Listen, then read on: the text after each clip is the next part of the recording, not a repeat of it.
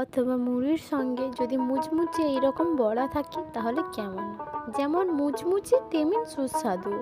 তার জন্য প্রথমে হিংচে শাকগুলোকে ভালোভাবে ধুয়ে কেটে নিয়েছি। কেটে রাখা শাকগুলোর মধ্যে 1 চা চামচ লবণ দিয়ে ভালোভাবে চটকে নিয়ে তার মধ্যে একে একে পেঁয়াজ কুচি, কাঁচা লঙ্কা কুচি, গোটা জিরে, বেসন ও পরিমাণ মতো জল দিয়ে সবগুলোকে একসঙ্গে মাখিয়ে নিয়েছি। এইবার কড়াইতে তেল গরম হয়ে এলে তাতে ওই মেখে রাখা ব্যাটারগুলোকে বলের আকারে কড়াইতে দিয়ে দিলাম। এক পিঠ উল্টে নিয়েই বড়াগুলোকে তুলে নিব।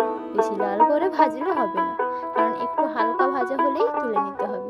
সব বড়াগুলোকে এইরকমভাবে ভেজে তুলে নিব। এরপর একটি বাটির সাহায্যে বড়াগুলোর উপরে হালকা চেপে চেপে চ্যাপ্টা করে নিব। তারপর আবার সেই কড়াইতে এই বড়াগুলোকে ছেড়ে দিব।